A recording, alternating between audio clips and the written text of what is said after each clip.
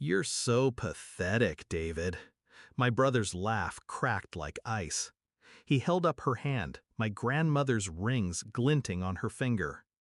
Rachel smiled behind him, wrapped around his arm like a trophy he'd won.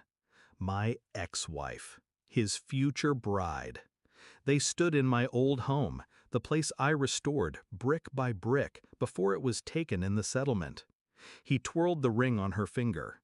She helped me get everything, the house, the money, the jewelry. You're left with nothing. He leaned closer.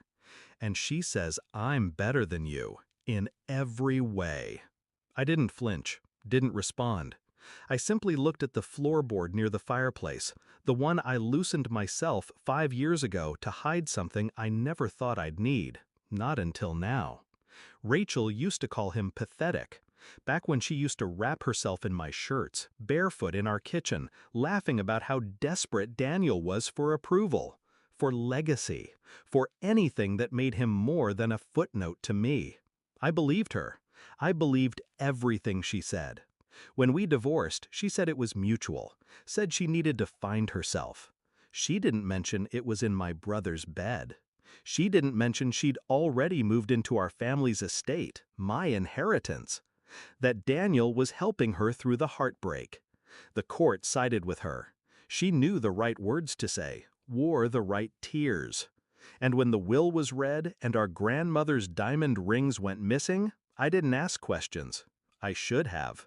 But I was too numb to dig, too stupid to see how long the lie had lived under my roof. I started with emails, quietly. I still had access to her cloud backups. She never changed her password.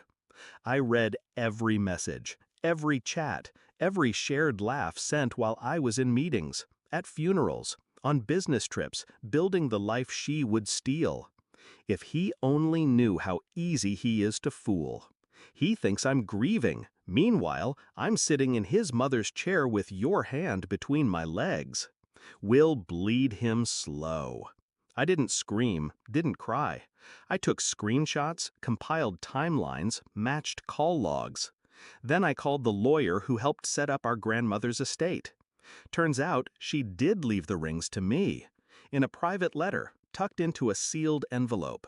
Daniel forged a replacement. Same handwriting, same wax seal, sloppy work. A forensic analyst confirmed it in 48 hours. I said nothing to either of them. I needed one last piece. A month later, I stood in that house, invited under the pretense of civility. They said they wanted to bury the hatchet, so I let them gloat. Watched them sip wine on my grandmother's velvet settee, brag about their upcoming wedding at the same chapel Rachel and I were married in. Full circle, she giggled. Daniel grinned. Everything falls into place, eventually. I agreed. Then I set a small black box on the table between us. No label, no words. He opened it. Inside, the original letter, the real will, the forensics report, and a single ring, mine. He stared, pale, silent. Rachel leaned in, red. Then she looked at me. For the first time in years, she looked afraid. I'm pressing charges, I said, calmly. Fraud, forgery, perjury. The ring theft alone came with a prison sentence. But I'm willing to make it disappear, I added. They looked up. Hope flickered. I leaned forward. You return everything. The house, the jewelry, the accounts you moved offshore. Rachel opened her mouth, but I didn't let her speak. And you both disappear. Together. For good. Daniel trembled. He looked at her like she might speak reason into the silence. She didn't.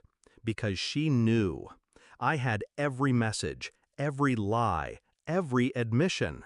And I was ready to burn the world down, unless they gave it back. He nodded, slowly. She cried, quietly. I stood, walked to the same floorboard, lifted it, pulled out the title deed I never filed, the one that still named me sole owner. You should have checked under your feet before you tried to take the ground from beneath mine. It took them 3 days to leave. The house is silent again. I had the walls repainted, her scent stripped from the sheets. His trophies thrown out with the trash. I don't miss either of them. They were never real. Just a long con dressed in wedding lace and sibling smiles. Now I sit alone in the library. Glass of scotch, fire whispering in the hearth. The rings gleaming beside me. Not because they're valuable, but because they were mine. And now, so is the silence. They thought betrayal would break me, not realizing I was made for it.